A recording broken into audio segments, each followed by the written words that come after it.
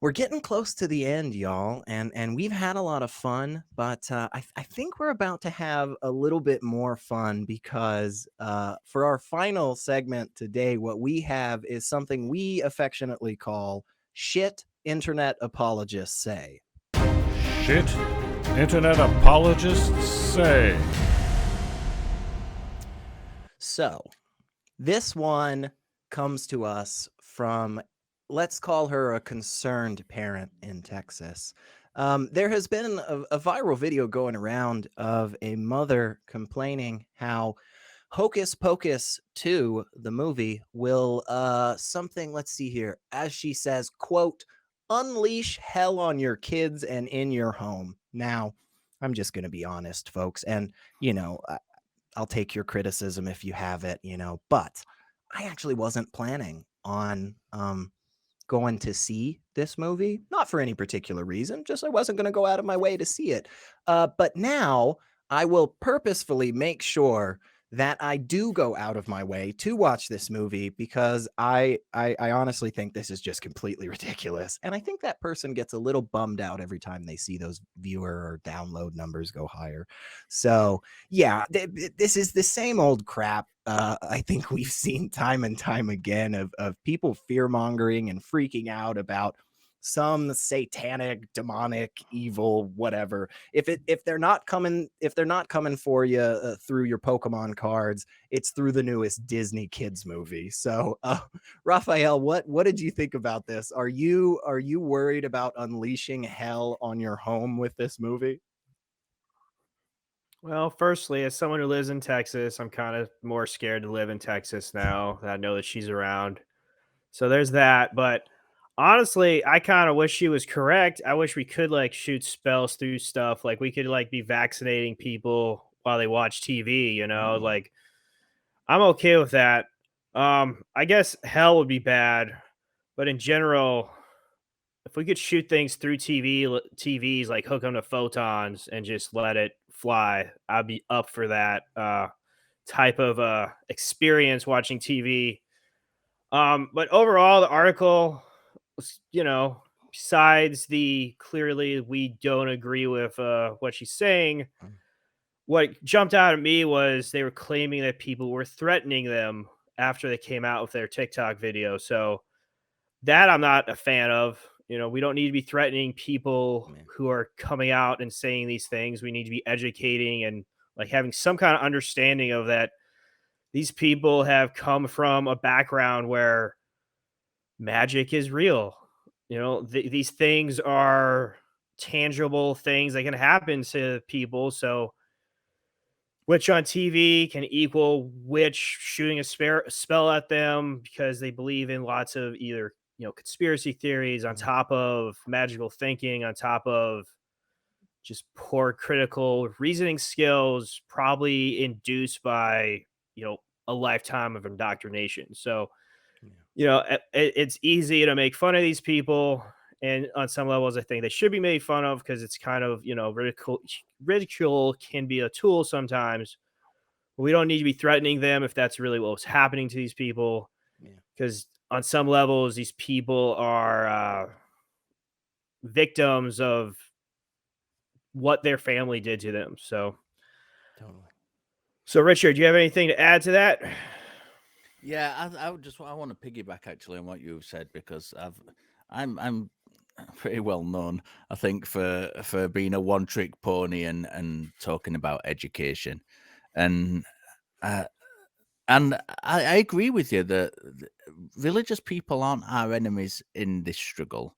And the article tells us this, where Washington-based evangelical Lutheran pastor Paul Eldred, he's got a degree in biblical and liturgical studies from the Lutheran School of Theology at Chicago. And he echoes my own sentiments from the Locke article when he says that witchcraft is, and I quote, a label that we've thrown at things we don't understand or that terrify us. This type of fear comes from a time in our history when we were motivated by fear, and it doesn't stand up to really enlightened thinking. And I'm totally with him. We can join with, as I said earlier on in the show, religious people on all just they're not all like this. We need education, we need openness and dialogue. And as we've seen, we need people in those communities where critical thinking can be lacking to be willing to widen the scope of interaction and point out where their own communities might be making mistakes. Spells can't jump out of the TV, people. It's true, they can't. And we shouldn't be having to tell people that in this day and age. I think something is very, very, very broken in society, and that something, by and large, is education. Kelley. Yeah. This one was a really weird one for me. I didn't, again, like almost everything we've covered today just kind of tickled my funny bone. And now, as SR mentioned, I too haven't seen this movie yet. I probably won't. I did watch the original movie with my daughter when she was little. And I was, as I recall from that movie, they did not portray the witches in a flattering manner. And in the end, they did receive their comeuppance. And I don't know how that's not a bad thing, even if you're Christian kids. Why is it a bad thing to learn that you can defeat the evil witch, right? I don't get the problem with that. And I don't understand why somebody would think that there's a spell that'll reach every single person through the TV in the same way. I mean, most magic is if you know anything about magic, a sympathetic magic has to do with a particular person or a particular thing, right? And I don't know how they even can think that there's some kind of spell that affects tens of thousands of people through their TV.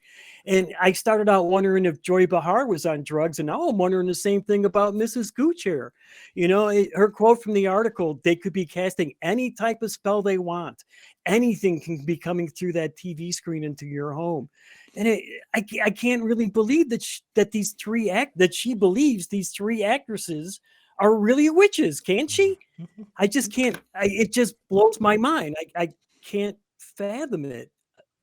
Raphael? Yeah, sure.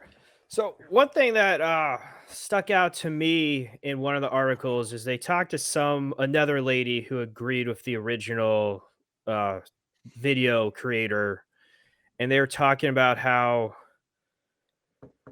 they didn't want to glorify human sacrifice, which I thought was interesting, given that they have a religion that's kind of founded on some sacrifice of, someone that could have been human, maybe not have existed, could have been half human, half God or whatever. So I thought that was an interesting take of, sacrifice is only good in the context of whatever religion, whatever part of the Bible they're following, since, there's all types of different sacrifices in that book.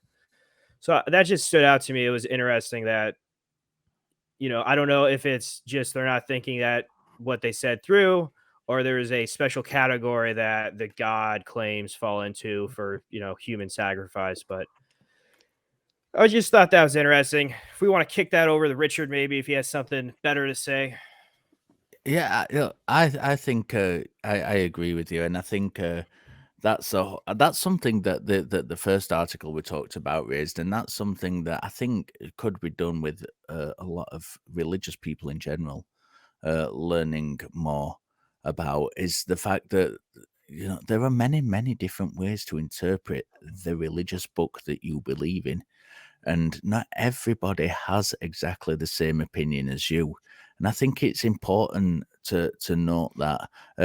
To go on to what Kelley was saying about the woman's interpretation of the witches in the film, I think if she'd taken the time to actually watch it before criticizing it, she'd realize how nonsensical the criticisms are and the nature of I unfortunately, unlike a couple of you guys, have seen the film.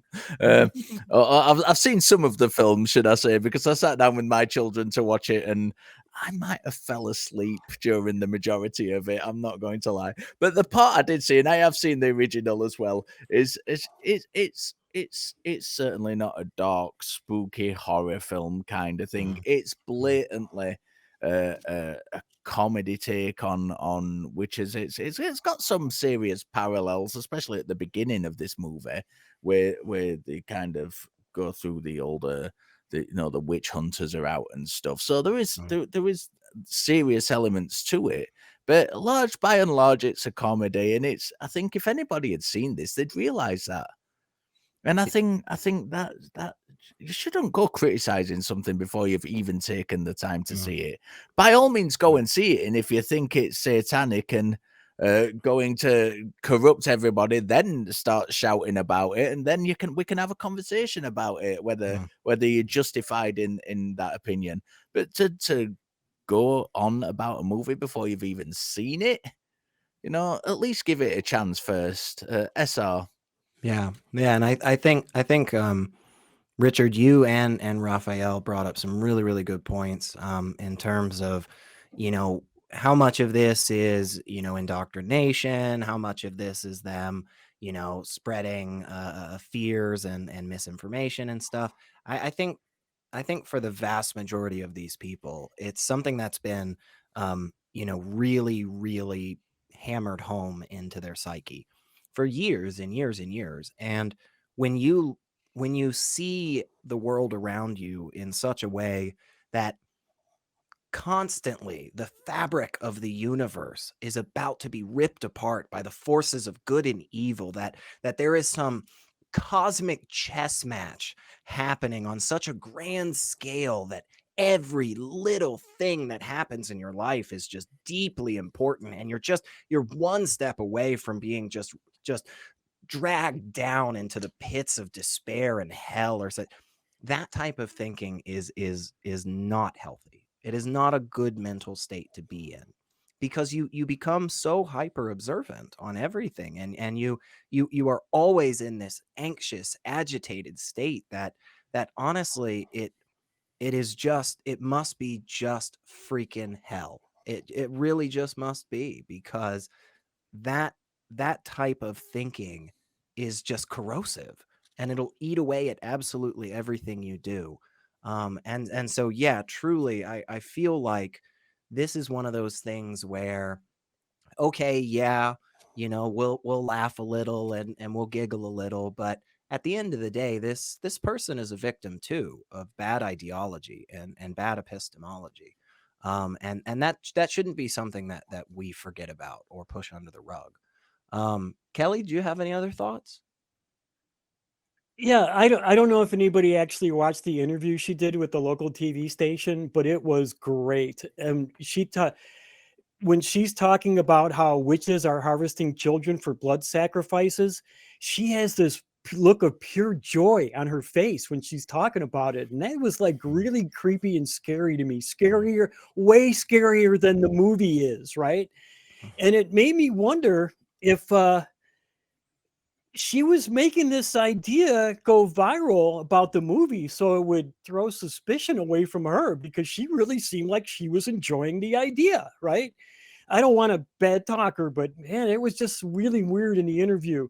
And then she says, if you don't agree with the original post she made, then maybe this post wasn't for you. And I thought to myself, yeah, you're right. Maybe if you're a rational thinking person, this whole idea is definitely not for you, right?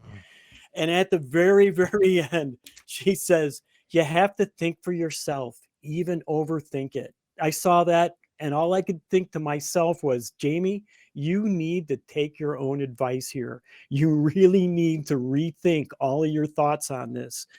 So, yeah, I mean, that's about all I have to say on it. I just couldn't believe that she didn't follow her own advice on this one, right? Yeah. Richard, any other thoughts before we wrap up the whole show? Oh, you might be muted. That's okay. Hey, I've done a Johnny. There you go. That, ladies and gentlemen, in the industry is what we call a Johnny Angel. You are wearing the hat. So. I'm wearing the hat. We education. I'm gonna bang on about it forever. I do it on every show I'm on, and I'm never going to stop doing it. And I make no apologies for doing it. that has been, look, whether it's been for good or for bad, that I think that for me has been the overarching theme of this entire show. There's been we've talked about some good points of people where people may be educated, and we've talked about bad parts where people need educating. And that's what we need to do. We need better education, both in Britain and the US. We need better education systems. We need to get critical thinking more on the agenda. We need to teach people that skepticism isn't cynicism, and it's not a bad word. One of the things, this is Halloween, and I have been a skeptic in a ghost hunting group before, and that amuses me so much that every ghost hunting group has its resident skeptic. Why aren't everybody in ghost hunting groups skeptics? We should all be skeptical. It's not a dirty word. It's, use critical thinking and skepticism in your lives, people. We need it. We do need it. This is not just a fad. It's not just something that is cool to talk about on the internet. It's something that's needed in society overall. Yeah, I totally agree. And I just, before we wrap up for the whole show, my final thoughts on this segment are, look, folks, put down the beliefs that are unfounded, because every single second that you waste trying to fix these demonic problems in the world, or defend against these supernatural evil and stuff, every second that you waste doing that is a second that you are wasting not preparing for the real terrible things that exist in this world, and the things that a lot of us here want to try and fix. Some of the things that are just absolutely atrocious, like people dying because they don't have health care, or homeless individuals rising in numbers, every year. The fact that our schools and our hospitals are crumbling in some parts of the United States, or the world at large. These are the things that are real, and they're demonstrable, and we can do something about. So put down the unfounded beliefs, and go ahead and join our team, I guess,